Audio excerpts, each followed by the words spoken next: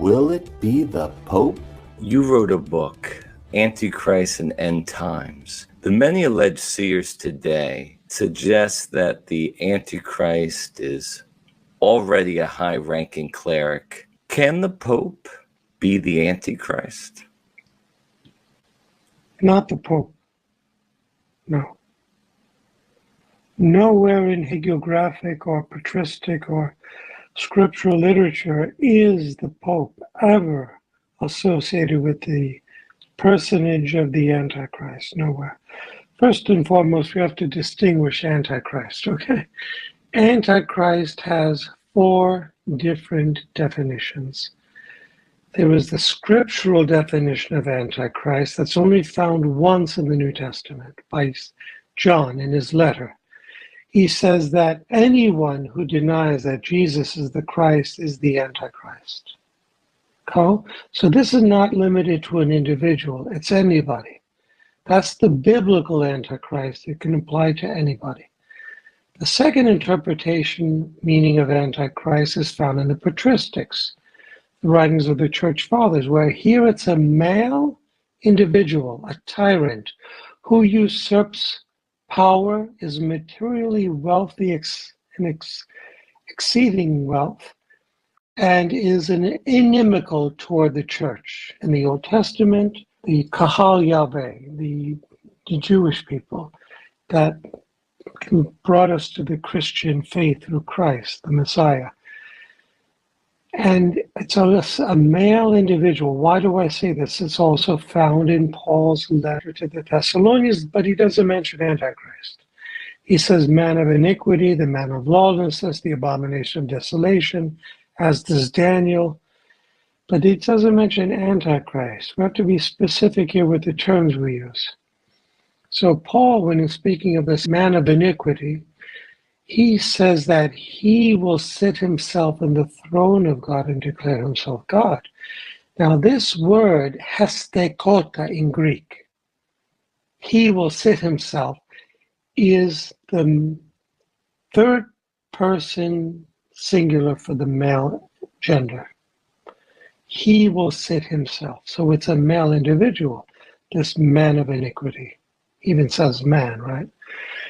And he will sit himself, okay, in the throne of God and declare himself God.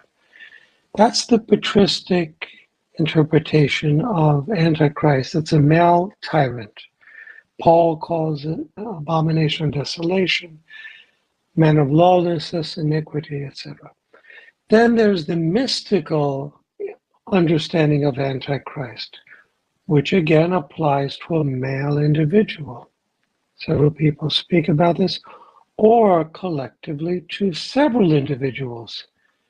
In the writings of 2 mystics, for example, it speaks of 2 eschatological antichrists, 2 male individuals. One is known as the false prophet, found in Revelation chapters 20, 19-20, known as the false prophet, who works with a series of pagan nations known as the beast. This comes before this period of 1,000 years of peace that John speaks about in Revelation. 1,000 years is a long period of time, not necessarily limited to exactly 1,000 years, but necessarily a long period of time. Then after this period of peace, Satan is released from his confinement. And then there emerges another mysterious evil individual, male, named Gog, who works with the evil nations known as Magog. So here you have 2 male eschatological antichrist figures in 2 male human beings. Now that's a mystical interpretation. So you have the scriptural, the patristic, the mystical, and then you have the magisterial. And Cardinal Ratzinger says that Antichrist wears many masks in many generations, meaning it's not applicable to just one male person. It could be King Epiphanes,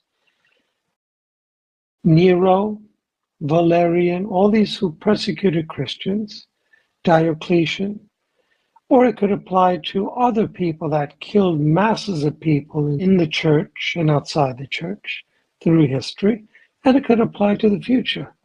That's the magisterial interpretation of Antichrist. So see how complicated the answer is to your question.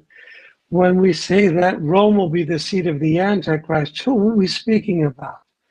Right? One person, several people? Mary at La Salette does not mention the Pope at all. She never mentions the Pope. What people who are not conversant in mystical theology fail to acknowledge is the simple distinction between the city of Rome, which goes beyond the Vatican, well beyond the Vatican, and the Catholic hierarchy, which is not limited. It goes well beyond Rome. It's a simplistic mistake that they make. They say, oh, Rome, that must mean the Vatican. It doesn't mean the Vatican. Does it include the Vatican? Yes, but it doesn't mean it's just the Vatican. You won't find it anywhere. Nor will you find anywhere in any prophecy approved by the Church that the Pope will become the Antichrist, because he's not going to be the Antichrist. Jesus gave Peter, meaning him and all his successors, the keys to the kingdom. On this rock of the papacy, he founded his church. So God will never allow the papacy to be perverted by a pope who is an antichrist. It will never happen. There have been over 40 anti-popes in the church, but guess what? Not one of them was a real pope.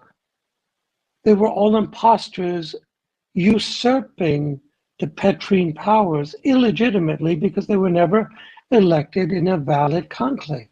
So these anti-popes really were never popes. They were people claiming to be the pope and never were the pope. Never has a validly elected pope ever been associated with the Antichrist. Never. Again, is this Antichrist figure in the hierarchy? Is he in the laity? Is he in the world somewhere else? I put out a book entitled Antichrist in the End Times, in which I show historically every Antichrist ever identified has always come from the Middle East area. And I show you that in the scriptures, where it talks about Ag, King Ag, Agag, which God comes from in the book of Revelation. They're all connected. He's a male tyrant. He always has these three qualities. A male tyrant, inimical toward the church. He hates the church. He wants to destroy the church. And three, he is excessively wealthy. The gift of living in the divine will sets us free, protects us, even the places where we reside, despite all the evil around us. So we should have nothing to fear, but rather, with great trust, turn to God, to his mercy and his will.